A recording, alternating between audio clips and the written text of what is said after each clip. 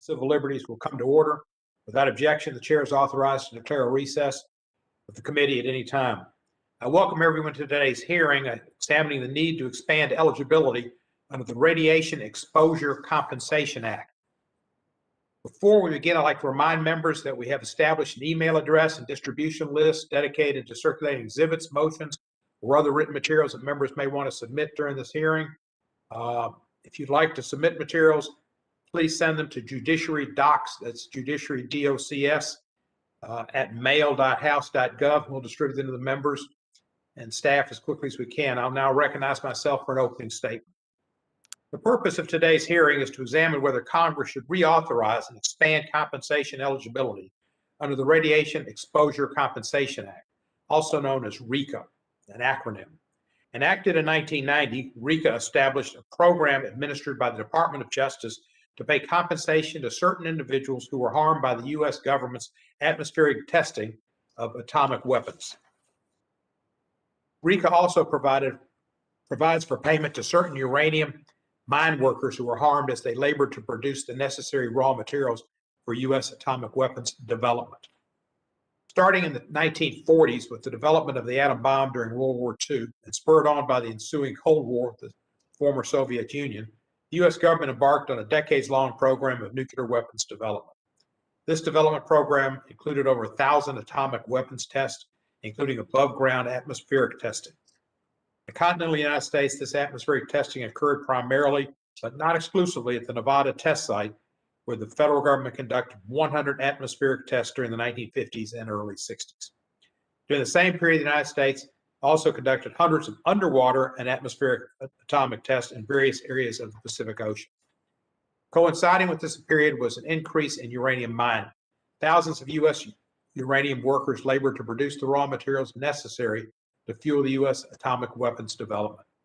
During this period, the U.S. government was the sole purchaser of uranium ore. In fact, private ownership of uranium ore was illegal until 1964, when the federal government permitted it for the purpose of fueling nuclear power plants. Many uranium mines were located on tribal lands, and many uranium mine workers were drawn from the surrounding Native American communities. Although the U.S. government and private mining companies it contracted with knew of the dangers that are inherent in uranium mining, they did little to warn these Native American uranium workers or their communities about the dangers inherent in uranium mining. Many Native American communities and tribal lands still bear the scars of that injustice. While the U.S. government stopped purchasing uranium for atomic weapons in 1971, the labor conditions in the uranium mining industry it fostered did not suddenly improve after the federal government officially pulled up stakes. Despite efforts to improve uranium worker safety through increased federal regulation, uranium mine workers continued to face elevated risk from radon exposure after 1971. The federal government, in many ways, failed to adequately protect or warn people about the potential hazards associated with its atomic weapons development. Regarding atmospheric testing, the government failed to warn communities downwind from the test sites, both in the continental United States and in the Pacific, including U.S. territories such as Guam, of the dangers from radiation. Similarly, with respect to uranium mining, the federal government failed to warn or adequately protect uranium workers and their communities regarding the dangers posed by radon and radioactive particles. Indeed, the government in many cases failed to warn or adequately protect its own personnel present at atmospheric testing sites, or those who years later were sent by the government to clean up those radioactive testing sites. Underlying this history is the fact that the U.S. government was not only in the best position to potentially mitigate the harm its atomic weapons development caused, it had a responsibility to do so. Congress passed RECA over 30 years ago to acknowledge that fact, as well as the fact that while the whole country may have benefited from the purported security resulting from the development of atomic weapons, certain individuals and communities disproportionately bore most of the harms and risks that came with it. Yet many individuals affected by the U.S. government's harms that I described remain ineligible under the RECA program. Many of these individuals are arguably similarly situated to others currently eligible under RECA, yet they've been denied the chance for compensation, and despite the continuing negative impacts of the government's atomic weapons development. As we consider the question of whether Congress should revise eligibility requirements under RECA, I would encourage the subcommittee to carefully consider the testimony we gathered today, as it is an issue that has deeply affected the lives of many, including some of our witnesses that will be joining us. I'd like to thank our colleagues on one of our colleagues on the Judiciary Committee, Representative Greg Stanton, and our former House colleague, now Senator Ben Ray Lujan, for their leadership on this important issue. I'd also like to acknowledge the leadership of Senator Mike Crapo, who chaired a similar hearing in 2018 before the Senate Judiciary Committee, for his leadership on this issue as well. I thank all of our witnesses for being here and look forward to their testimony. And at this point, it's my pleasure to recognize the ranking member of the subcommittee, the gentleman from Louisiana, Mr. Johnson, for his opening statement.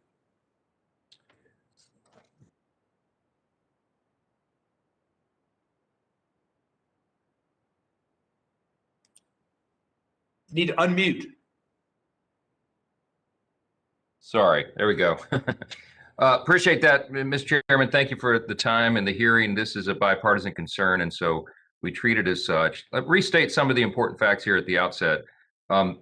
For those who may not be familiar with the whole history of this, as you have indicated, near the end of World War II, the U.S. Detonated the first atomic weapon at the Trinity test site near Alamogordo, New Mexico.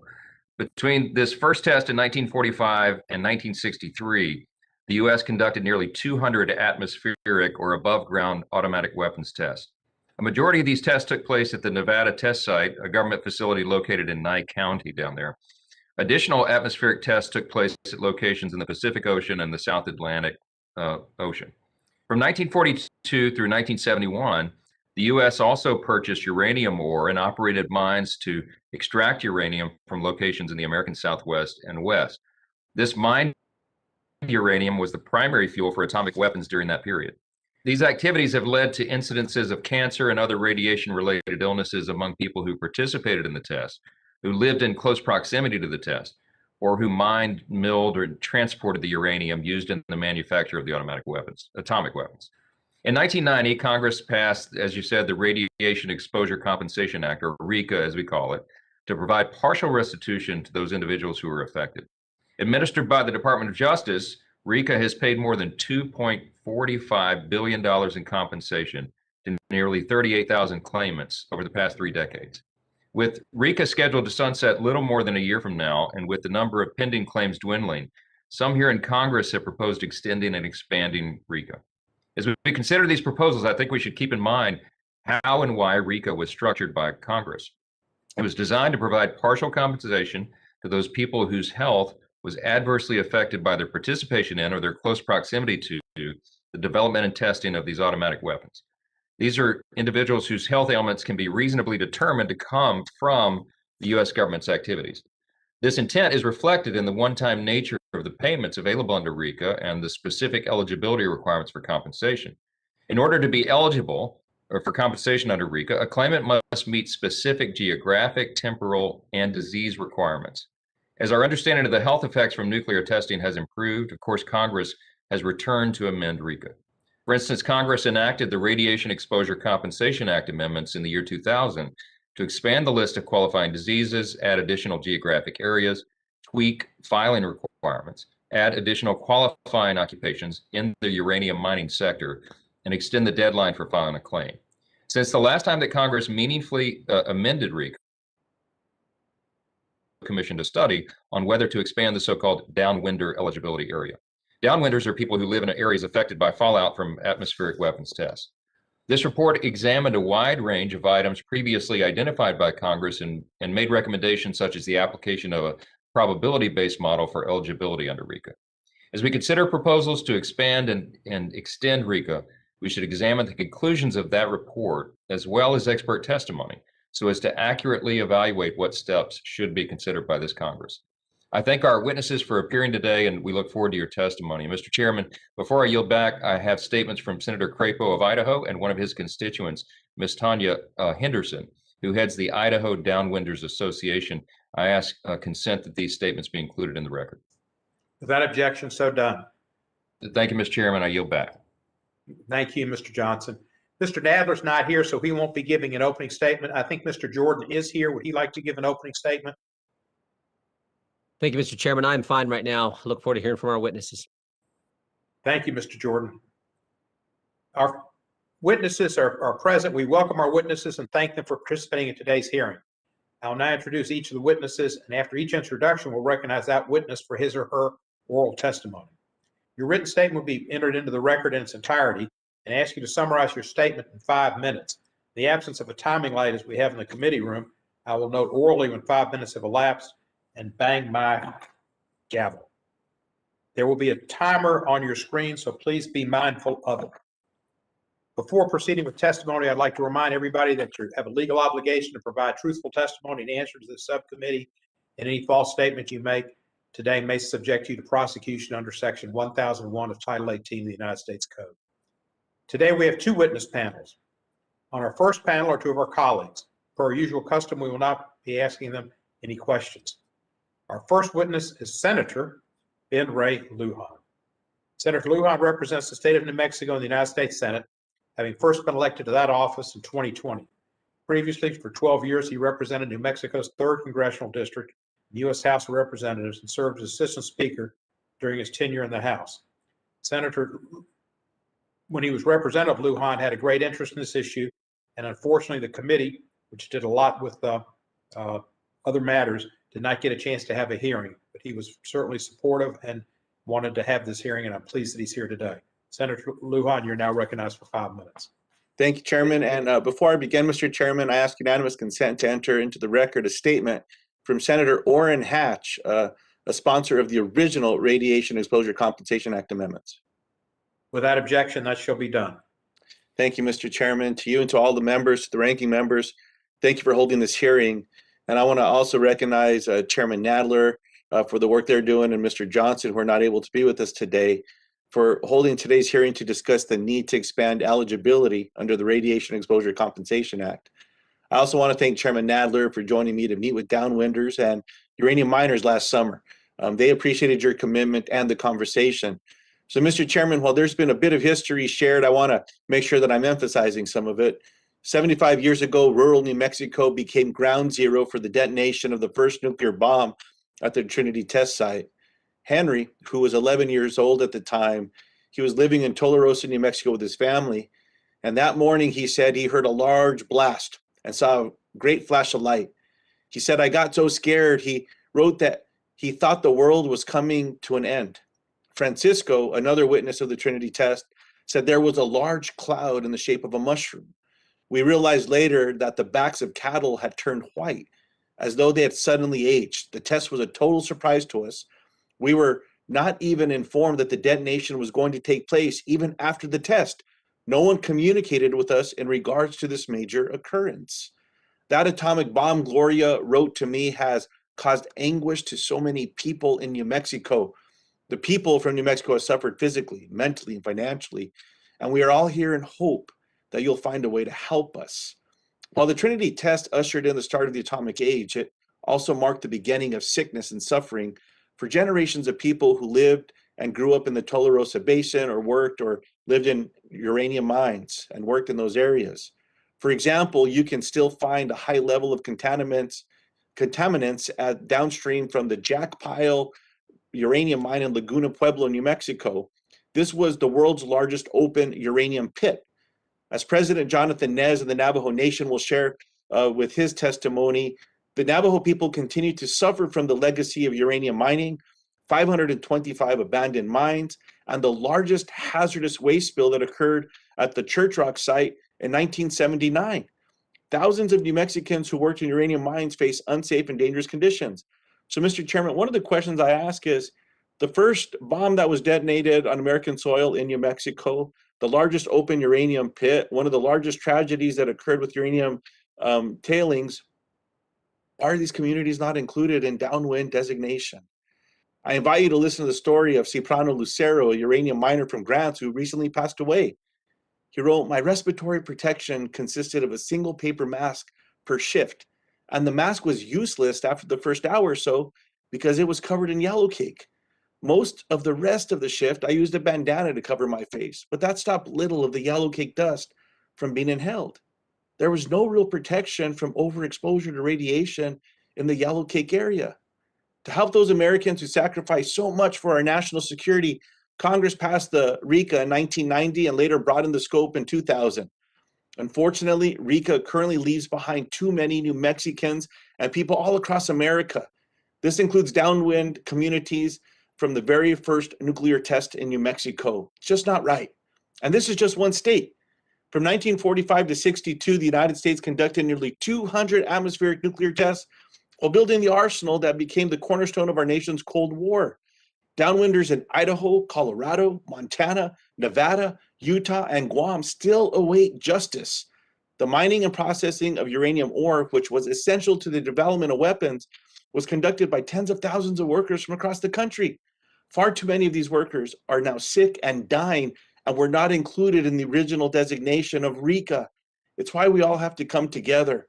These people deserve justice. That's why I've been proud to work on this issue in the House, and I'm now proud to work with Senator Crapo in the Senate. It's a matter of fairness. When this legislation is reintroduced in the House, I urge the committee to act on it. Mr. Chairman, I'll leave you with this. I had one elder Navajo woman who made the journey to Washington, D.C. to testify. And she asked Congress one simple question. Are you people waiting for us all to die so the problem goes away? Remember those words from Gloria. We hope that you will find a way to help us. Mr. Chairman, we came together in a bipartisan fashion and we passed the Zadroga Act. It was the right thing to do for fellow Americans. We came together and we passed legislation to protect people from exposure that serve our country, veterans, soldiers, from the burn pit exposure. It was the right thing to do for fellow Americans. We can work on this issue with RICA. Let's work together to make sure we're not leaving our fellow Americans behind one more day. I thank the committee for their work. I look forward to working with you, and I pray that we can get this done. With that, Mr. Chairman, I yield back. Senator, let me thank you for your passion and your explanation. We had a busy agenda last year, and I had only a cursory perspective of this issue and thought of it as a local issue. It's not a local issue. It's a national shame. And I hope you will forgive me for not finding space to schedule this hearing when you importune me to do so. Mr. Chairman, you always fight for people and you make a difference in their lives. That's very gracious of you. It's not necessary. We're here today, and I know that we can find bipartisan path forward to get this done. I appreciate your words there, sir. Thank you, sir. Appreciate it. Our next witness is Representative Greg Stanton. Congressman Stanton represents the 9th Congressional District of Arizona, having been elected to a second term in 2020. Previously, he served as mayor of Phoenix, Arizona for 6 years and as a member of the Phoenix City Council for 9 years. Congressman Stanton, you're recognized for 5 minutes. Thank you very much, Mr. Chairman, Chairman Cohen, Ranking Member Johnson, and distinguished members of this subcommittee. I want to say thank you for the opportunity to speak about an important issue that impacts the lives of tens of thousands of people in my home state of Arizona. For far too long, residents across northwestern Arizona have been forgotten and victimized by the federal government. In fact, today's hearing is the first time in more than 2 decades that many Arizonans, known as downwinders, have even had the opportunity to be heard in the House of Representatives. I'm hopeful that because of your leadership, your support, today's hearing will be a much needed turning point in the decades-long pursuit of justice for downwinders who have suffered for the sake of our national security. Let me provide a little background. From 1945 to 1992, as part of our nation's Cold War deterrence efforts, the federal government conducted more than 1,000 atomic weapons development tests. Nearly all of them were detonated at the former Atomic Energy Commission Nevada test site, which is about 160 miles northwest of Kingman, Arizona. Of the tests done at the Nevada site, 100 were atmospheric tests, which means they were detonated above ground and created far-reaching nuclear fallout. The largest atmospheric test yielded an energy force equivalent to 74,000 metric tons of TNT. To put that in perspective, that is 5 times greater than the atomic bomb dropped on Hiroshima. Visually, those tests were about 150 times greater than the port explosion we all saw in Beirut last year. The sheer sight of these tests were a marvel. And there's a reason I want you to think about the visual here.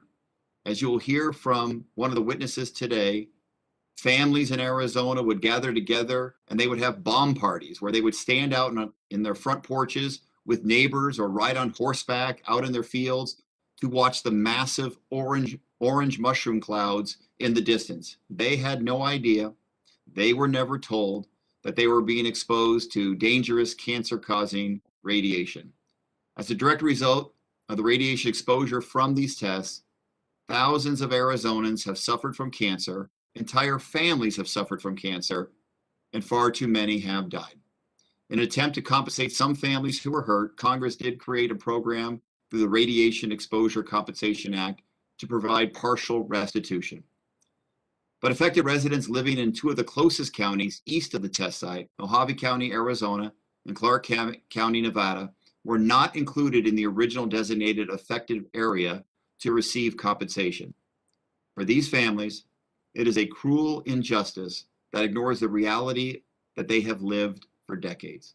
National Cancer Institute research shows that Lower Mojave County and Lower Clark County have even higher rates of radiation exposure compared to other parts of the country that are already covered by RECA. And the Arizona Department of Health Services reports that Mojave County has one of the highest average cancer rates in our state from 1990 to 2001. As a member of this committee, I have worked tirelessly to right this historic wrong and to advocate on behalf of these Arizonans. And my office has heard an outpouring of stories from families and loved ones that highlight the impact nuclear testing has had on their lives. Matt Capalbi, a third-generation Mojave County resident, told me his father was a county doctor for nearly 40 years. Growing up there, everyone thought it was normal for adults to be diagnosed with cancer in their 30s and 40s. Danielle Stevens, a lifelong Mojave County resident, shared that 32 members of her extended family have been diagnosed with cancer, and nearly 20 of them have died of cancer before reaching the age of 55. These are stories of family after family in Mojave County, Arizona. Time is running out for these Americans, and it's long past time that the federal government take responsibility for its actions. It's time for Congress to take a hard look at the boundaries created under RECA so that those living in Mojave County and Clark County can finally receive the justice that they deserve. This is an important issue for Arizona, and so, Mr. Chairman, I also like to ask unanimous consent to submit for the record a statement from Senator Mark Kelly of Arizona in support of these efforts to expand the RECA program. Today, both sides of the aisle have a shared responsibility to get this right, and make no mistake, this is a bipartisan issue. I know there are members of the minority party in this Congress who care about this issue just as much as I do. So thank you again, Chairman Cohen and Ranking Member Johnson, for holding this important hearing and allowing me the opportunity to share these stories with the subcommittee. I yield back. Thank you, Congressman Stanton. I appreciate you bringing this issue to us again this year, and appreciate Mr. Kelly. Do you have a statement from him to be entered into the record, Senator Kelly? Yes, I do, Chairman Cohen. Without objection, it should be entered into the record. Thank you. Thank you, Congressman Stanton. I want to thank the witnesses on our first panel, our colleagues, and I now turn to the second panel. The witnesses on the second panel, please turn on your cameras at this time.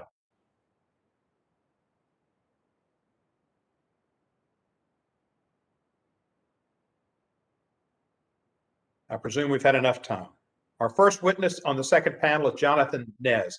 Mr. Nez is president of the Navajo Nation. He was elected to that position in 2018 and previously served as vice president of the Navajo Nation. President Nez received his master's of public administration and bachelor's degree from Northern Arizona University. President Nez, you're now recognized for 5 minutes. Yate, Chairman Cohen, Ranking Member Ross, and subcommittee members. I appreciate the opportunity to testify before the subcommittee on the Radiation Exposure Compensation Act, passed by Congress in 1990 and amended in 2000. My name is Jonathan Nez. I am the president of the Navajo Nation. I'm here today to represent Navajo downwinders, uranium workers, and many other Navajo families and descendants who deserve fair and just compensation and health care for the risk they took and the sacrifices they made for this country. My testimony will focus on the Navajo Nation's experience with federal uranium extraction initiatives that were mentioned earlier by our congressional representatives and our senator, and the need to expand eligibility under RECA and extend the life of the radiation exposure compensation program. I want to preface my testimony by first sharing who and where the Navajo Nation is located. The Navajo Nation is the largest land-based American Indian tribe in the country, encompassing over 27,000 square miles that spans Arizona, New Mexico, and Utah, with nearly 350,000 citizens, half of whom reside on the Navajo Nation. With such a broad land base and areas that lie within multi-jurisdictional boundaries, the Navajo Nation encounters some of the most challenging obstacles when it comes to providing for and meeting the needs of its community. And that was highlighted throughout this pandemic. The Navajo Nation has a deep, complicated uranium legacy. From 1944 to 1986, approximately 30 million tons of uranium ore was extracted from Navajo lands to support America's nuclear activities, such as the U.S. military's Manhattan Project, World War II, and the Cold War. At that time, the United States Atomic Energy Commission was the sole purchaser of all uranium ore mined in the United States until 1970. Then in 1979, an earthen dam was breached in Church Rock, New Mexico, resulting in the largest release of radioactive material in U.S. history.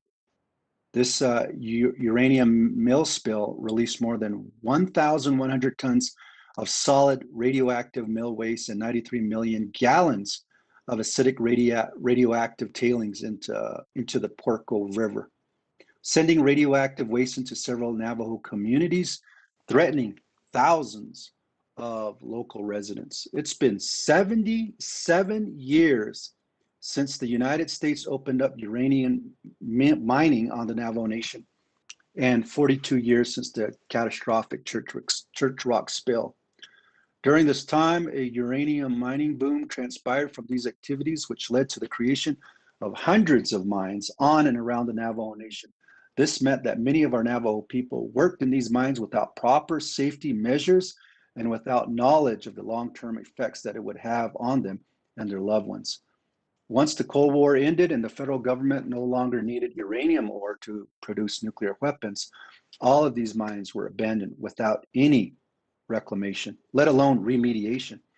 There are approximately 524 abandoned uranium mine sites on the Navajo Nation, while the Navajo Nation estimates there could be far, far more.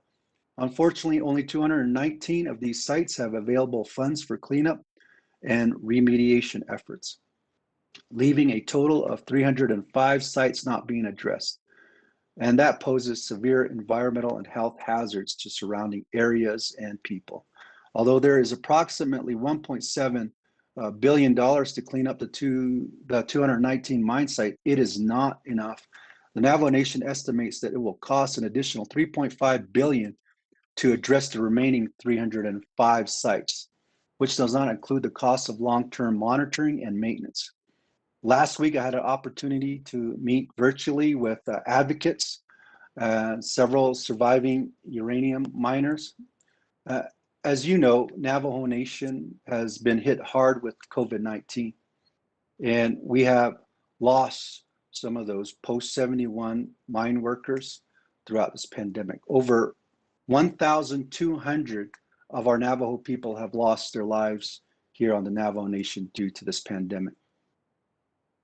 We met with Navajo government officials, including Mr. Dwayne Johnson, who oversees the Navajo Uranium Workers Program. There, I heard an outcry of the need to expand RECA. To summarize 5 key points on proposed changes to RECA. Number 1, eligibility. Current RECA law only covers pre-1971 uranium workers. Post-1971 are ineligible.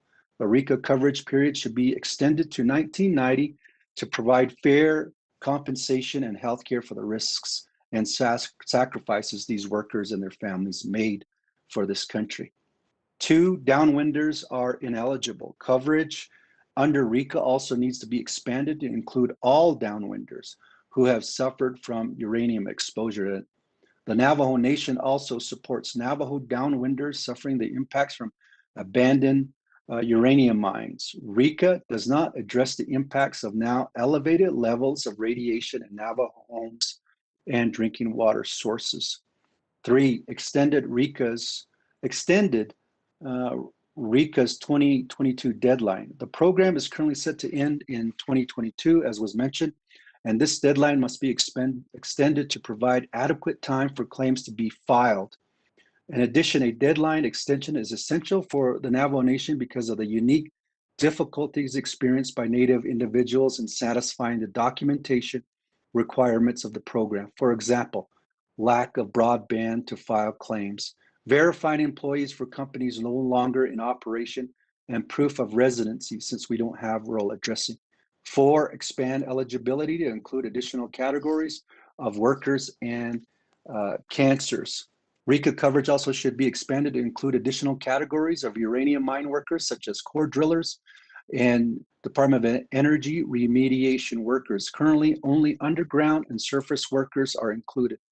RECA should also cover additional types of cancers, particularly prostate and uterine cancer, as well as lung disease and kidney failure, all of which are a high incidence in the Navajo population. 5, increase compensation cap to a $200,000 minimum. The original cap of $100,000 per individual must be increased to at least $200,000 to provide any fair measure of compensation as recommended in previous Mr. President, your 5 minutes has been up for a while, and I just never stopped a president. All right. Well, I'm We have sorry. to act- Mr. Chairman and members of the committee, one final thought. Just thanking the Navajo Uranium Radiation Victims Committee that have worked tirelessly on that with the senators and the representative, Phil Harris, Tommy Reed, Harry Desidero, Mary Curley, Leslie Begay, and many others, including our very own Navajo Nation Council delegate, Amber Crotty. Thank you again for the opportunity to testify before the subcommittee. And I'm open to answering any questions you may have. Thank you. You're My welcome. Thank you, apologies. Mr. President. Our next witness is Lily Adams. Ms. Adams is an independent consultant specializing in nuclear weapons issues. She's the founder and coordinator of the Nuclear Voices Project, which builds connection between nuclear policy organizations and nuclear frontline communities and seeks to amplify issues of nuclear justice. She has done consulting work for the Union of Concerned Scientists and its global security program, as a member of the board of directors of the Arms Control Association. Ms. Adams holds a bachelor's degree from the University of California, Berkeley in Society and Environment. Ms. Adams, you are recognized for 5 minutes. Thank you very much, Chairman Cohen, Chairman Nadler, Ranking Member Johnson, and all committee members for the opportunity to testify today. I would like to thank the many individuals who have supported this testimony, including many members of impacted communities, my colleagues at the Union of Concerned Scientists, and a number of other researchers. The Radiation Exposure Compensation Act is a valuable but limited program that just begins to address the suffering and harm caused by U.S. nuclear weapons testing and uranium mining. Between 1945 and 1963, the U.S. government conducted more than 200 above-ground nuclear weapons tests. 100 of the tests were at the Nevada test site, about 65 miles northwest of Las Vegas. This exposed people near the site and across the United States through inhalation of radioactive debris and ingestion of contaminated foods, especially milk. Starting in the 1940s, the United States also greatly expanded uranium mining and processing for the nuclear weapons program in sites across the western United States. Workers were exposed to radiation from gas and dust in the mines and processing sites. RECA begins to address the legacy of harm caused by testing and mining by offering a governmental apology and providing one-time compensation of $50,000 to $100,000 to individuals with specific diseases presumed to have been caused by radiation exposure. Compensation is available to some nuclear testing downwinders, to people on site during tests, including veterans, and to some uranium workers. RECA was established in 1990, minimally expanded in 1992, and again in 2000. But it has not been updated in 20 years, and meanwhile, people have been suffering while waiting for compensation. This program is crucial and should be expanded. The U.S. government knew the potential for health risks from radiation exposure, was urged to take precautions, but did not take adequate steps to protect or inform U.S. residents or monitor their health. In the case of nuclear testing, the government often dismissed and suppressed information about contamination and exposure and downplayed the risks of tests to nearby residents, even encouraging people to watch them. Uranium workers were also not told about their deadly working conditions, and the U.S. government generally did not enforce even simple safety measures, such as adequate mine ventilation, even after receiving explicit recommendations to do so, and even after miners began getting sick and dying at alarming rates. Without their knowledge or consent, many thousands of people paid the ultimate price, their health and their lives, to allow the United States to produce nuclear weapons. In 1982, over 1,000 downwinders sued the U.S. government seeking compensation for these harms. The federal court ruled that the government had indeed been negligent in monitoring offsite exposures and informing people of the risks. However, the ruling was overturned by the U.S. government, which asserted it could not be held liable, which in part led Congress to finally create RICA. But RICA in its current form has many shortcomings. Most urgently, RICA is set to expire in July of 2022. After that, no claims can be made. This is unjust, both because cancers caused by this radiation exposure can take decades to appear, and because some still do not know they are eligible due to insufficient community outreach and assistance. Additionally, compensation amounts for RICA have remained unchanged over the last 30 years and are minimal, often not even covering the costs of cancer care. RICA does not cover uranium workers after 1971, even though the U.S. continued to purchase domestically produced uranium and working conditions continue to gravely threaten worker health. Multiple studies provide strong evidence that the full population of people who are exposed through nuclear testing are not currently covered. As a result, proposals have been put forward to add parts or all of Idaho, Montana, Colorado, New Mexico, Utah, Nevada, Arizona, and Guam to the program. In addition, while RICA currently covers people who were on site for nuclear tests, it does not cover the veterans and civilians who cleaned up radioactive material left behind by tests and nuclear accidents. Finally, the list of presumptive diseases and eligible occupations should be reviewed and updated to reflect the latest scientific research. In summary, RICA is currently falling short. These communities who have suffered decades of painful cancers and other illnesses, often devastating whole families, even whole communities, deserve compensation and care from their government. We have an opportunity to help them. While I'm grateful to be able to provide an overview of these issues, I also urge the committee to read the testimonies of these community members who have experienced this issue firsthand. Many of their stories are being submitted into the record, and it is so important that they are heard. I'd like to end with a quote from Linda Evers, who worked in a uranium mill in Grants, New Mexico from 1976 to 1982, and so is currently excluded from RICA. She says, "We were told every day that we were working to secure the freedom of every American in this country. And it seems that it is a harsh reality that the country we gave our lives for continues to ignore us now when we need our government to help us." Thank you. Thank you, Ms. Adams. Appreciate your life's work and your testimony.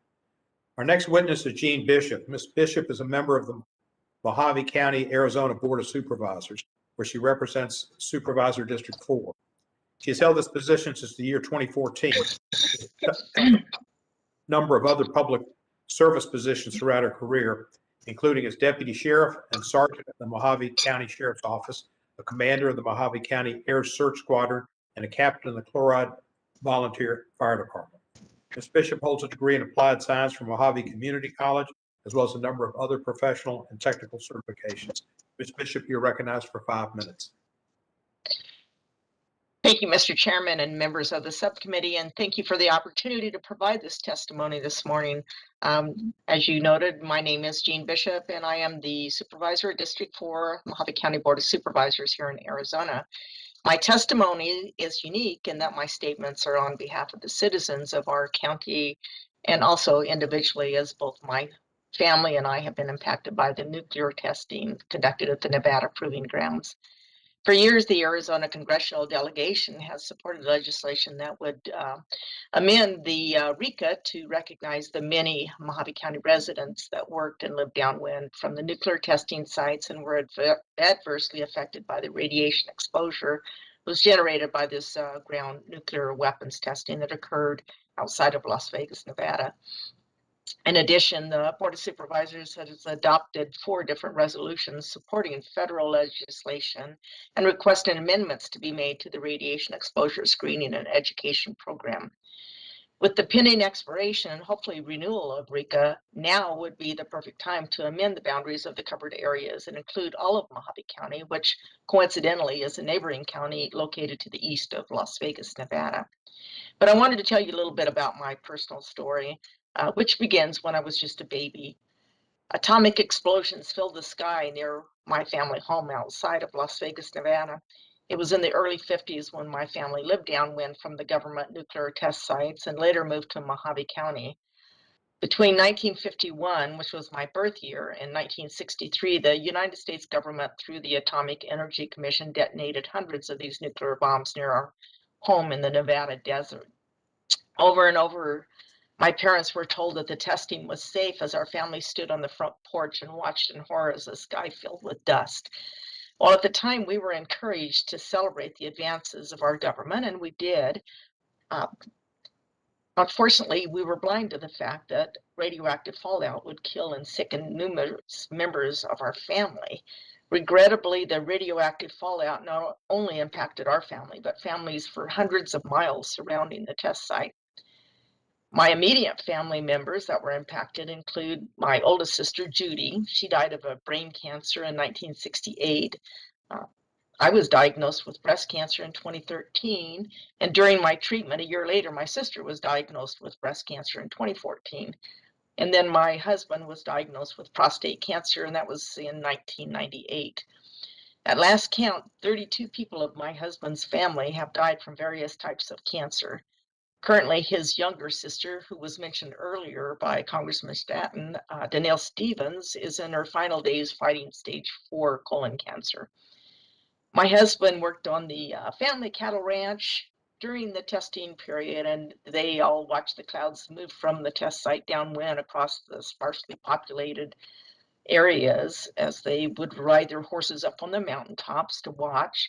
Everyone on the ranch was given radiation detectors by the government to wear on their clothes while they're out doing their cowboy duties. And this was to measure radioactivity. So the government knew that there was radioactivity being spread downwind. And the cowboys and the ranchers thought they were being patriotic and helping their country. Unfortunately, they were never provided the results of those measurements. So Congress created this RICA Act. It's a program that would provide partial restitution to individuals who developed illnesses after this radiation exposure.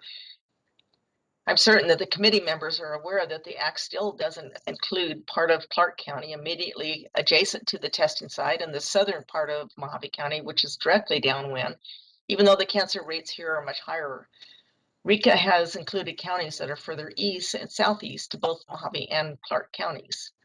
So you'll see behind me is a map that kind of points out the areas that RICA covers, and I see that I'm running out of time. So my question to the committee is how could this radiation fallout be so precise to miss portions of Clark County and Mojave County? Yet previous determinations found that counties located further east were more substantially impacted by the nuclear testing. So, Mr. Chairman and subcommittee members, I respectfully request that you extend RICA and expand the coverage area to include Clark County and Mojave County. Thank you for your time, and I yield. Thank you, Supervisor Bishop. Our next witness is Scott Simondera. He is an analyst in disability policy with the Congressional Research Service, position he's held since 2005. He's testified on at least 5 prior occasions before various congressional committees, including a 2014 field hearing entitled The Forgotten Downwinders Amending the Radiation Exposure Compensation Act to Remedy an Injustice. Mr. Simondera received his PhD and MA in political science from Michigan State University and his BA from the University of Maryland, College Park. You are now recognized for 5 minutes, sir. Thank you, Chairman Cohen, Vice Chair Ross, Ranking Members Jordan and Johnson, and members of the subcommittee. My name is Scott Simadera, and I'm an analyst at the Congressional Research Service. Thank you for inviting CRS to testify at today's hearing on the Radiation Exposure Compensation Act, or RECA, and possible expansions of RECA eligibility. A longer statement has been submitted for the record. Since its enactment in 1990, RECA has paid out nearly $2.5 billion in benefits on more than 37,000 claims filed by and on behalf of on-site participants, downwinders, and uranium workers currently covered by the Act. Pursuant to the 2000 RECA amendments, the RECA program is scheduled to sunset on July 10th, 2022. And absent congressional action to reauthorize the program, no new claims for benefits will be accepted by the Department of Justice after that date. The FY 2021 William M. Mack Thornberry National Defense Authorization Act included a provision expressing the sense of Congress that the RECA program should continue beyond its 2022 sunset date. On July 16, 1945, the United States detonated the first atomic bomb at the Trinity test site near Alamogordo, New Mexico, ushering in an era of extensive development and testing of atomic weapons that would last until 1992. During this period, the United States conducted 1,054 atomic weapons tests, including 100 atmospheric tests at the Nevada test site. The largest atomic weapons tests were conducted at various locations in the Pacific Ocean region, including Bikini Atoll and Inuitak Atoll in the Marshall Islands. Attempts to use the courts to recover damages from atomic weapons testing from the federal government and its contractors were unsuccessful due to the sovereign immunity of the United States and congressional action to immunize contractors. The first legislation to provide benefits to Americans affected by atomic weapons testing was introduced in 1979, and these efforts culminated in 1990 with the passage of the Radiation Exposure Compensation Act. RECA pays benefits to on-site participants and downwinders with cancers specified in the Act. On-site participants are persons who physically participated in an atmospheric weapons test or who engaged in certain cleanup and decontamination work after a test. On-site participants are eligible for one-time payments of $75,000. Downwinders are persons who lived in designated areas in Arizona, Nevada, and Utah during atmospheric testing at the Nevada test site. Downwinders are eligible for one-time payments of $50,000. RECA also pays $100,000 to uranium miners, millers, and ore transporters with specified diseases linked to work performed before 1972. Each on-site participant, downwinder, or uranium worker is eligible for one benefit, which may be paid to them directly or to their survivors after their deaths. As RECA nears its 2022 sunset date, there are several areas of possible eligibility expansion that may be considered by Congress and that have been the subject of legislation in the 116th and 117th Congresses. An expansion of eligibility for on-site participants could include eligibility for the approximately 8,000 service members and civilians who participated in the cleanup of Inuitak Atoll between 1977 and 1980. The geographic eligibility for area for downwinders related to the Nevada tests could be expanded to include areas such as the southern portions of Clark County, Nevada, and Mojave County, Arizona, that are not currently part of the downwinder area. And new downwinder areas could be created in New Mexico and Guam for persons affected by the Trinity test and tests in the Pacific. The eligibility of uranium workers could be expanded to cover work performed after 1971, when the federal government's purchasing of uranium for the atomic weapons program ended and uranium mining and processing was largely conducted for commercial customers. More detail on each of these expansion proposals, including possible opposition to these proposals based on a congressionally mandated report by the National Research Council and the legislative intent of the RECA legislation, is covered in more detail in my written testimony. This concludes my testimony. I would be happy to answer any questions from the subcommittee.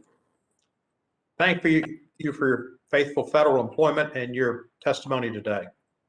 Our final witness is Tina Cordova. In 2005, she co-founded the Tularosa Basin Downwinders Consortium. The consortium's mission is to bring attention to the negative health effects suffered by the victims of the first nuclear blast on Earth that took place at the Trinity site in south central New Mexico, and to pass amendments to the Radiation Exposure Compensation Act to bring health care coverage and compensation of the people of New Mexico who have suffered with the health effects of overexposure to radiation since 1945. She's a cancer survivor, having been diagnosed with a thyroid cancer when she was 39 years of age. Ms. Cordova holds a Master of Science and a Bachelor of Science degrees from New Mexico Highlands University. She majored in biology and minored in chemistry. Ms. Cordova, you're recognized for 5 minutes. Good afternoon, Chairman Cohen, Ranking Members Jordan and Johnson, Senator Lujan, members of the subcommittee, and Representative Stanton. It's an honor and a privilege to provide this testimony on behalf of the many people I represent, not only in New Mexico, but across the United States and the Pacific Islands, like my sisters and brothers in Idaho and Guam. Thank you for inviting me to participate. I want to especially acknowledge our champion, Senator Lujan. I firmly believe this hearing is a result of your dogged persistence and dedication to this issue. You told us that you would stand with us, and you have lived up to your words, sir, and we honor you. My name is Tina Cordova. I'm a native New Mexican, a downwinder, and a cancer survivor. I'm also a community organizer and the co-founder of the Tularosa Basin Downwinders Consortium, or TBDC for short. We've been working for 16 years to bring attention to the negative health effects suffered by the people of New Mexico as a result of their overexposure to radiation from the first atomic bomb test that took place at the Trinity site in New Mexico on July 16, 1945. The Trinity test was the culmination of the top secret Manhattan Project. Most people know the history of the project and the test, but few people know anything of the ensuing destruction of human health that took place after the test. It is our hope that through this testimony and the written testimony already submitted, each of you will become more informed of the toll this took on the American citizens that lived in close proximity to the test site. Our ultimate goal is for the U.S. Congress to acknowledge the sacrifice and suffering of their fellow Americans and extend health care coverage and compensation to the people of New Mexico and other downwinders through amendments to the Radiation Exposure Compensation Act. The U.S. government has always described the area around the Trinity site as remote and uninhabited, but we know from census data that there were an estimated 40,000 men, women, and children living in a 50-mile radius to the test site. There were ranching families that lived as close as 12 miles. The bomb at Trinity had some unique qualities that produced significant fallout. It was the only bomb ever tested on a platform 100 feet off the ground, and it was highly inefficient. A full 10 pounds of plutonium with a half-life of 24,000 years went up in a fireball that exceeded the atmosphere and penetrated the stratosphere. For days, a radioactive ash fell from the sky and settled on everything: the soil, in the water, in the air, on the plants, and on the skin of every living thing. It was a public health disaster of grand proportions. People also lived off the land. They had no running water, and they used cisterns to collect rainwater for drinking, cooking, etc. They depended on the earth, the soil, the water to produce all the food they ate. They had gardens and orchards, and they raised animals for food. We were never warned before or after the test about the dangers of the bomb. It is patently false that those in charge of the test didn't know the people living in the small communities around the test site would be harmed. They did, but they chose secrecy and then denial over the well-being of American citizens, and it cost those citizens their lives, their futures, and their economic security. Most people affected were Hispanos, indigenous people of color, including those living on the Mescalero Apache Reservation, 40 miles east of the test site. The most difficult truth we must all face is the fact we had casualties from the Trinity test, and they were our babies. There was a sharp rise in infant mortality after the Trinity test. Babies in New Mexico were dying at an alarming rate. When we were losing our babies and it was reported to the government, we were refused assistance. This is unconscionable and actually a total outrage. The test was the beginning of the end for so many people. people like my own father, who was a 4-year-old child living in Tularosa, a village about 40 miles south of the Trinity site. As a result of his overexposure, he paid the ultimate price for simply being a child raised in a downwind community. My father, Anastasio Cordova, died after suffering for more than 8 years with 3 different cancers for which he had no risk factors. He didn't smoke, drink, use chewing tobacco, or have any viruses. Yet he developed 2 distinctly different rare oral cancers along with prostate cancer. My father was a strong man in mind and body. He grew up that way, always living in the shadow of his own father, who was killed in Germany during World War II. As a result of my father's first cancer, he had to have part of his tongue removed at the base of his throat. He had a feeding tube for over 18 months because he couldn't swallow. My father, who had the most amazing voice, couldn't sing anymore or whistle, which is what he did as he went about his days. He recovered only to develop prostate cancer, and then after 8 years, another cancerous lesion on the front of his tongue. We couldn't believe it after all he had been through. My father fought the good fight, but he lost his battle to cancer. I will never forget the day he told me he was ready to die. He couldn't speak anymore, and he mouthed the words.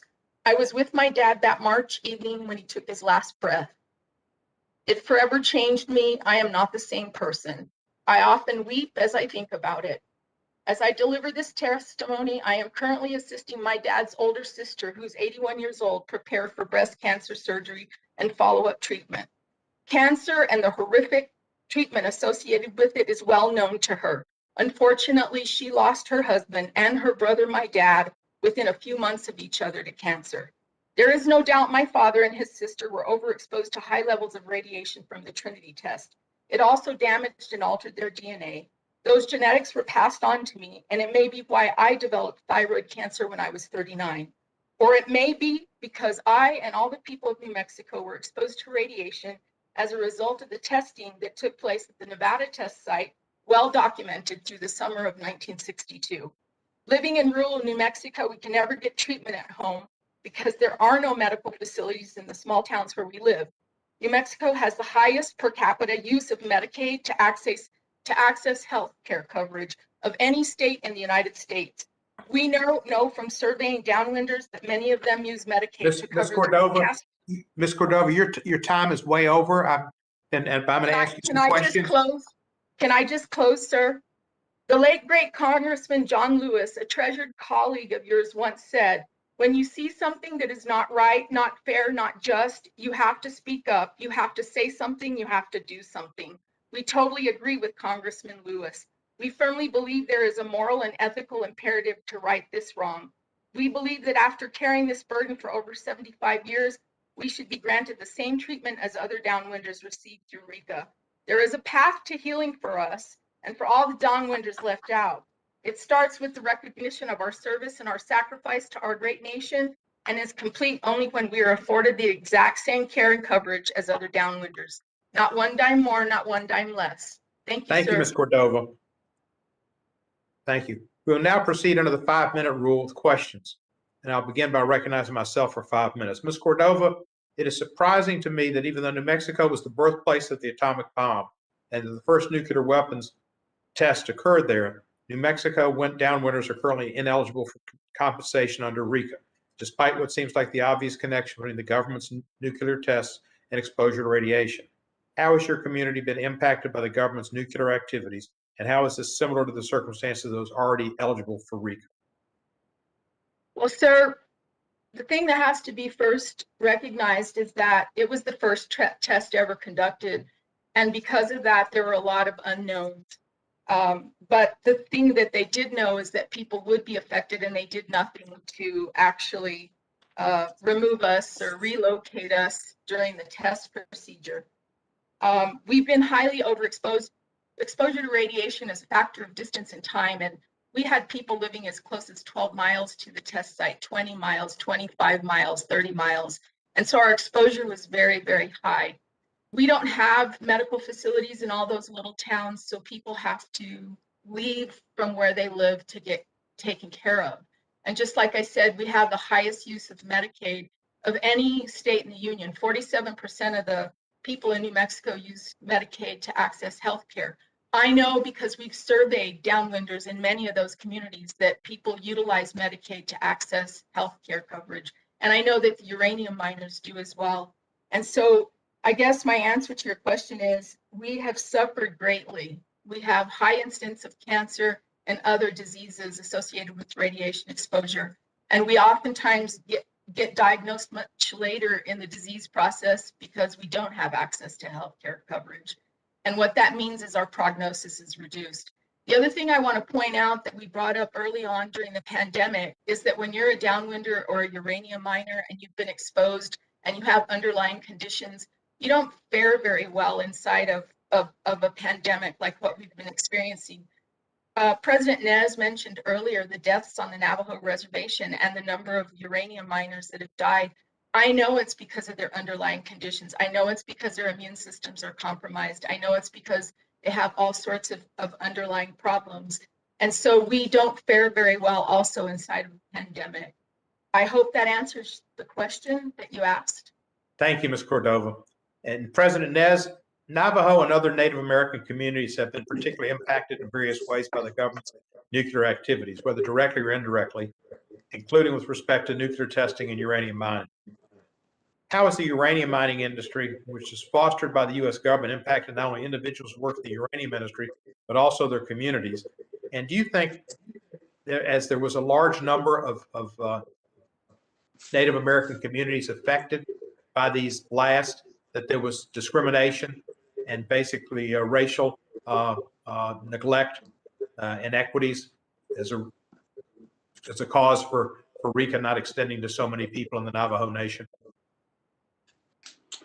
Thank you for the question, Chairman and members of the committee. Let me just piggyback off of the first question with Ms. Cordova. Navajos and many Indian tribes throughout the country are downwinders in two ways. Navajo, the blasts, the testing, downwind. We get a lot of wind in the Southwest, as you know. The other is the open uranium mines that are all scattered throughout our nation. The winds pick up the radiation and takes it eastbound, the direction of the wind. So it doesn't just hit Navajos, it hits non-Navajo people along the way. And, I believe that now is the time, Chairman, to change some, including RICA, but also some of the regulations and the policies that oversee tribal nations. There's just so much bureaucracy, and I will share with you and the committee a white paper that the Navajo Nation has developed. We learned some items during the CARES Act distribution of those barriers to improve the quality of life for our Navajo people. And one of those is building healthcare facilities. Did you know, Chairman and members of the committee, there's only one, and it's a small facility, one cancer treatment facility in all of Indian country in Tuba City, Arizona, the Navajo Nation.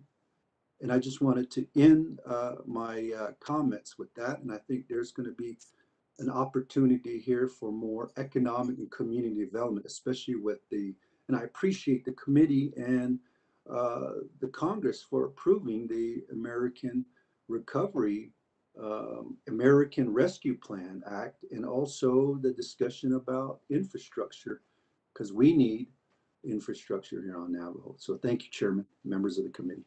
Let me ask you didn't answer the question, and maybe you didn't want to answer the question, and maybe it's just a foolish question.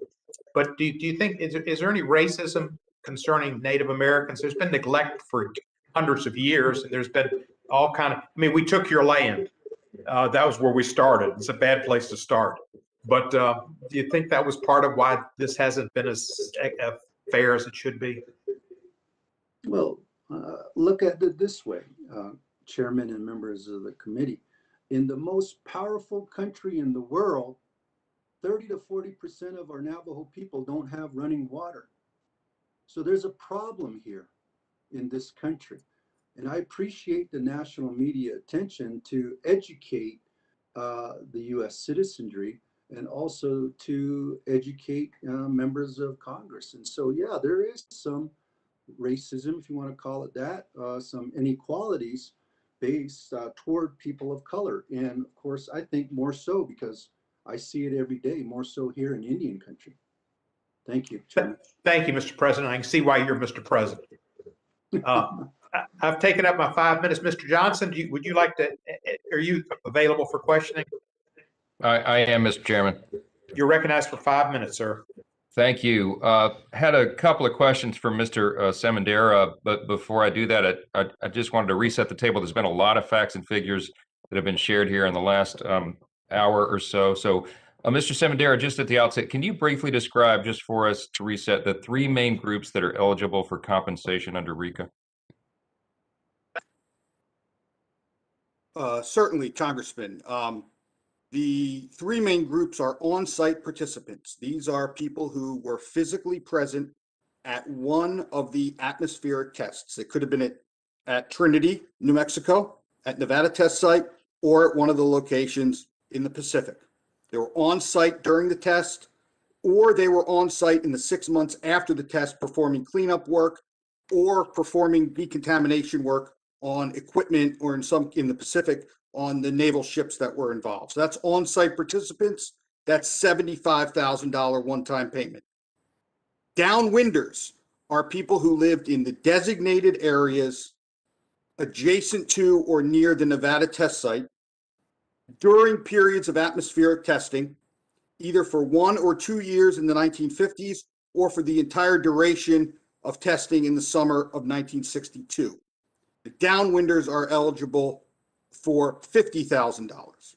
And the final category are uranium miners, millers, and ore transporters who worked before 1972 and who have specified diseases. The uranium workers are eligible for $100,000. In addition, there is a separate law called EOCPA, the Energy Employees Occupational Illness Compensation Program Act, that is administered by the Department of Labor. Under EOCPA, the uranium workers, only the uranium workers, are eligible for additional benefits and medical benefits. But those are not provided by RICA, those are provided through EOCPA. So those are your three categories and an overview of the benefits available.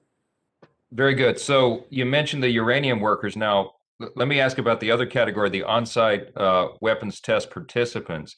Are there other federal agencies that they're eligible to receive benefits from, or other federal laws?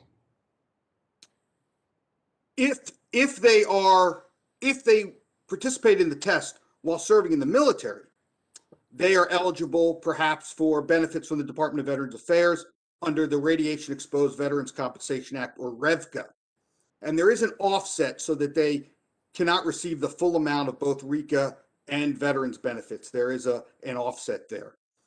But generally, no, for on-site participants, the only federal compensation would be through RICA.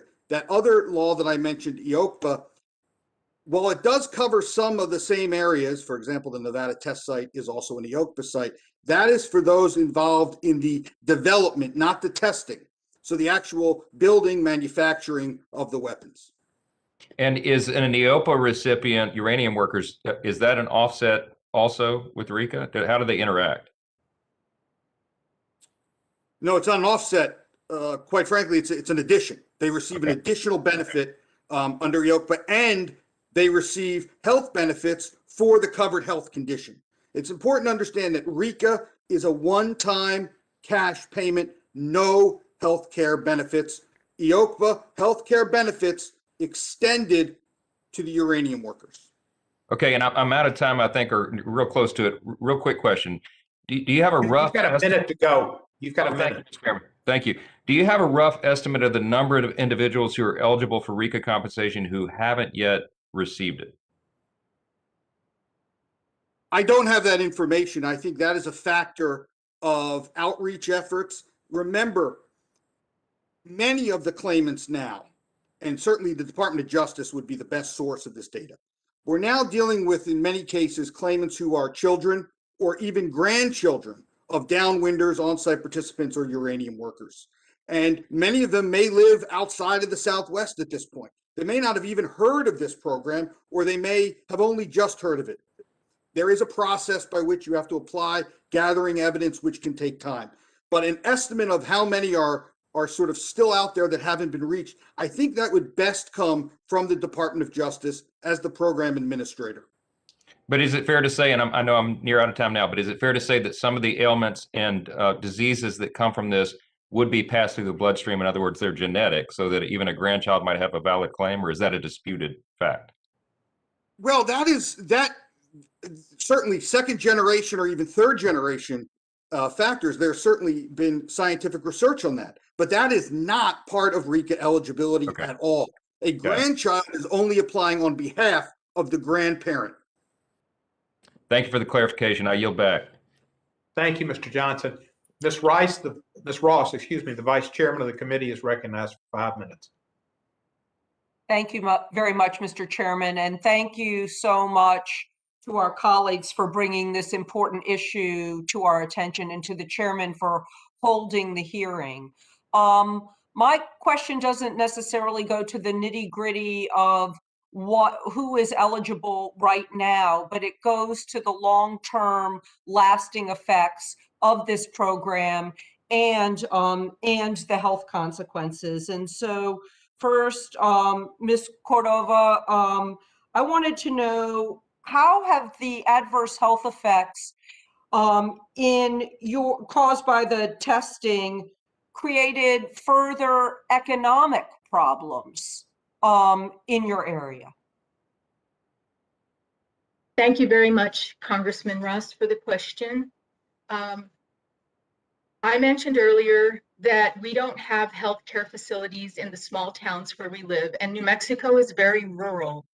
And because of that, we don't get diagnosed or treated in the places where we live. What that means is we have to travel great distances for our care, sometimes out of state.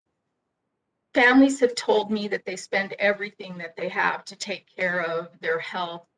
And honestly, I've had people tell me, I maxed out my credit cards, I took out my retirement, I have no assets left. My children are sending me credit cards so I can buy gas to get to El Paso for treatment. And most days I wish I would just die, so I'm not a burden to my family any longer. We don't have the opportunity to accumulate any kind of generational wealth. And as I said before, 47% of the people in New Mexico depend on Medicaid to access healthcare coverage. A great number of them are downwinders. We've collected over 1,000 health surveys from people so that we can document these stories, since our government's never done that.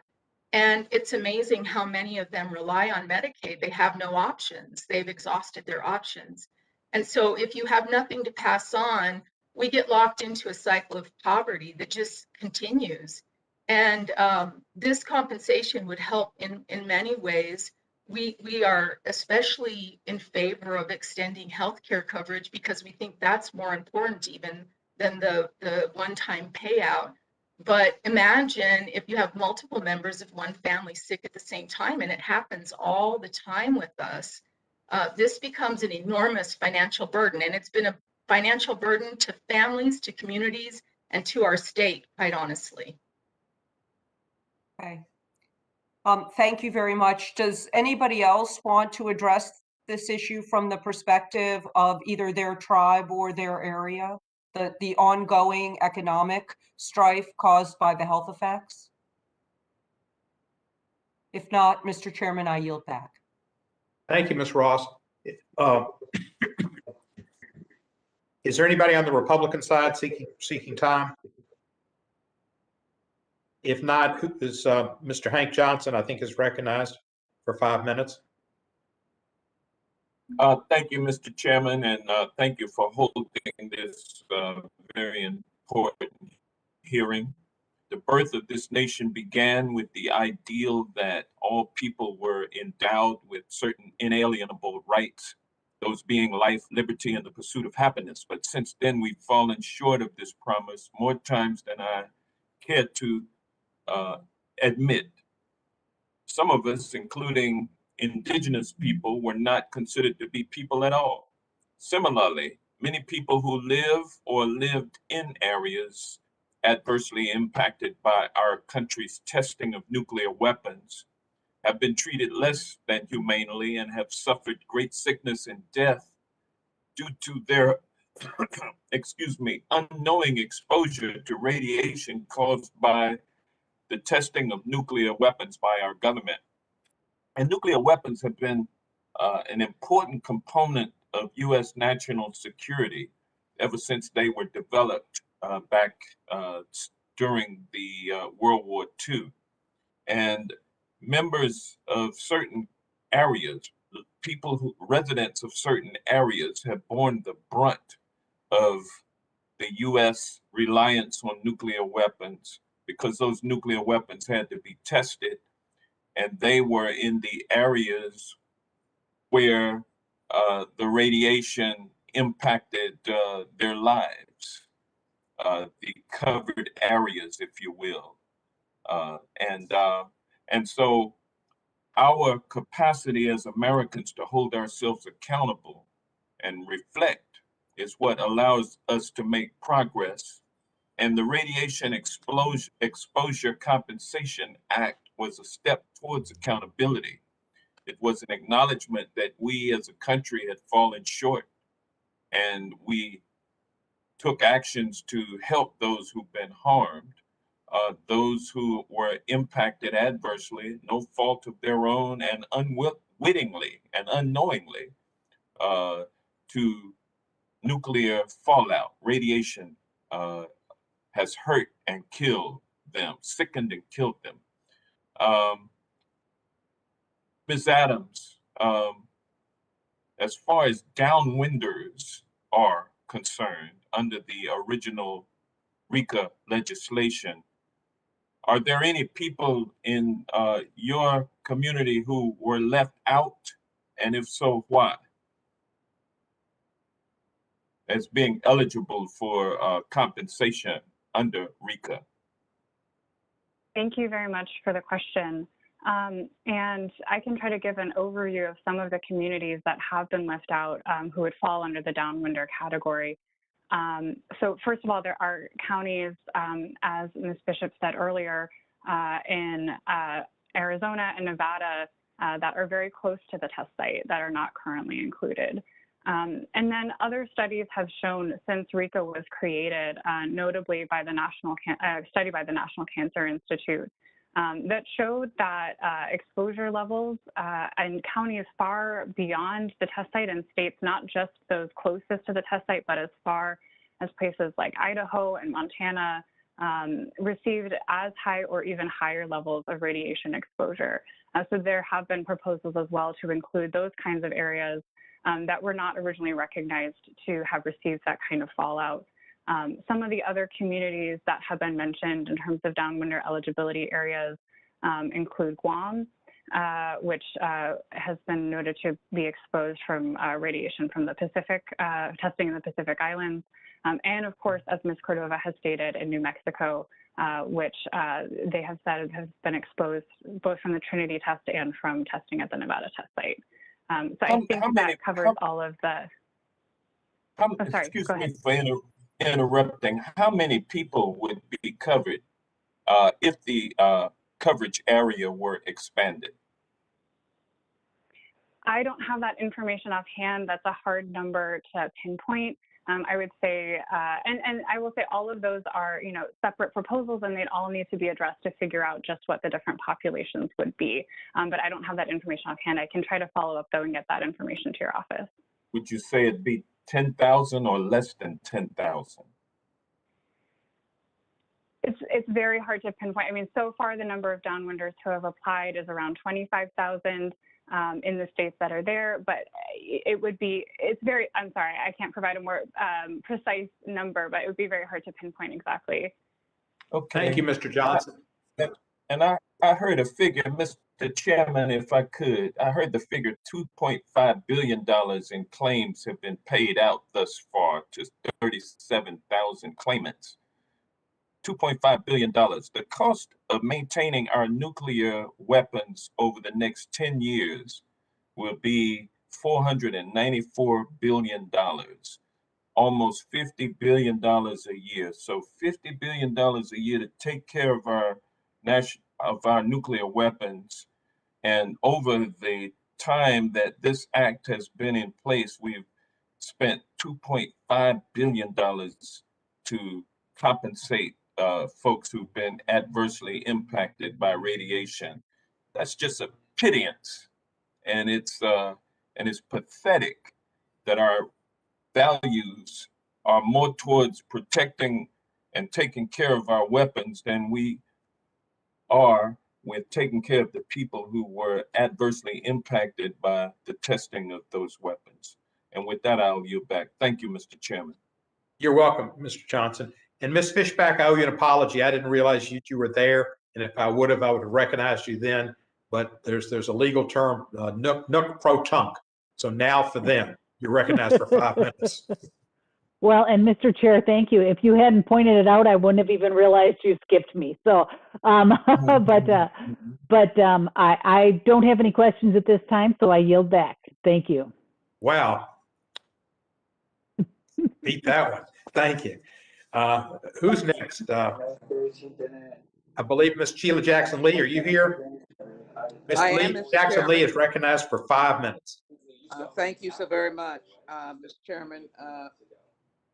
Let me thank all the witnesses as well that have been here. And let me begin point blank as I listened to Mr. Johnson's question, Mr. Johnson from Louisiana. I'm glad that he had the enunciation of the various individuals that were eligible for compensation, and it seems to be rather narrow. President Nez, if I'm pronouncing your name correctly, tell me what it means in your community to have eligibility limited to on-site participants, downwinders in certain designated areas in certain years, uranium miners and millers, and then opportunities for compensation from the Department of Labor. But what does it mean to your community? What do we need to do in terms of marginalizing the RICA response? Well, thank you, Chairman, and thank you, Representative Lee and committee members. That is an excellent question. You know, our recommendations for updating RICA that I mentioned during the onset in my initial testimony indicates that there needs to be some changes. Here on the Navajo Nation, we don't have the best, well, I guess in any rural community throughout the United States do not have the best internet connection. And also here on the Navajo Nation, we don't have street address like others have throughout the country. People get their mail from the P.O. boxes, and sometimes multi-generational people utilize one box. So it's very difficult to have our Navajo uranium workers or downwinders, those that are wanting compensation, to apply for, you know, this just compensation, this fair compensation. And so those are the reasons why we're asking for some changes to the law to update it. And I wanted to go real quick, Representative. If you would, Mr. Nez, I have other questions. Okay. Can you hear me? I'm sorry. If you Go would, ahead. if you summarize, I'd appreciate. I want to hear your answer. Right, right. And, you know, here on the Navajo Nation, we at the size of, equivalent to the size of West Virginia, 27,000 square miles, we only have a little bit over 10 healthcare facilities. And a lot of those healthcare facilities do not have specialization for cancer treatment. And just as Ms. Cordova said, they have to go to Albuquerque, they have to go to Phoenix, and that takes a lot wear and tear on a vehicle, also getting gas, getting and spending time to get away from their families. Sometimes they have to get admitted. And, you know, we have to deal with that in rural communities throughout the country. Thank you. Well, let me thank you. Let me thank you. And I thank your Congressman Stanton for this focus on the downwinders. Let me quickly go to Ms. Cordova and Ms. Adams, and anyone else that wants to provide in this period of time that I have. So if you all would just follow back to back. I happen to be supportive of a review of RECA for the expanded downwinders in Arizona and New Mexico. It reaffirms that there should be compensation, reparations, if you will, to restore people's lives who have been ignored, violated, and seen death in their life. And so I would ask your response directly as to what would be an improvement in RECA. And Ms. Cordova, sorry for the loss of your dad and the experience that you had. It's all of us know how our moms and dads are, no matter what age we happen to be. And so if you give us what an expansion or improvement would be like in your mind, and the same thing with Ms. Adams, if you would give a sense of the improvement, and Ms. Bishop. Ms. Cordova, would you? Thank you. Thank you. Thank you, Representative Lee. The improvements that we think need to be made, without a doubt, for the New Mexico downwinders specifically, is that we have to have a qualification period that's meaningful. It has to begin in 1945 and extend through the summer of 1962, because we were downwind of the Trinity site in 45, and then we were continuously exposed to radiation from the Nevada test site through the summer of 1962. That qualification period has to be substantial and significant, or it will not benefit people here. We have to prove that we lived here during that time frame, and 75 years later, it's almost an impossibility. Consideration has to be given to that. For 31 years, we've been left out. Consideration has to be given to that. The second thing is we need to increase the one-time payment. $50,000 is woefully inadequate. Doesn't even cover 1 year of co-payments, the cost of treatment, gas, lodging, food, time away from your family, etc. And last, we need to consider adding healthcare coverage. The healthcare coverage is the most important component to this. If people are using Medicaid, it makes no sense. We should put them on a program like the OICPA program that was referenced before, and give downwinders and uranium miners healthcare coverage just equal. Thank you. Thank you, Ms. Cordova, and thank you, Congressman Jackson Lee. Next, we recognize Congressman Burgess Owens of Utah. I need to see. Okay. Thank you. Hi. Thank you. Can you see me? Okay. Thank you, Chair Coleman and Ranking Member Johnson, for holding these hearings today. I also want to thank President Dines of the Navajo Nation and other witnesses for your participation. Radiation exposure caused by the United States Atomic Weapon Development Program is still a very important issue here in Utah. There are thousands of so-called downwinders whose lives were lost or changed forever. Several years ago, J. Willard Marriott Library at the University of Utah created a Downwinders of Utah archive where they compiled histories of hundreds of Utahns who were affected by our government's atomic and radiation testing. Sarah Penny is one of those downwinders who was born in Cedar City, Utah in 1953. The same year, the Dirty Harry bomb was tested at a nearby Nevada test site. Listen to Sarah's description of growing up in Cedar City. We knew we could die any day from about 5th grade. Our piano teacher's daughter, Sybil Johnson, died of leukemia. A steady stream of deaths followed. My grandfather, Paul Hoppin, had been out herding cattle near Enterprise, Utah when Dirty Harry went off. He got leukemia and died. My aunt, Mary Nelson, died of breast cancer.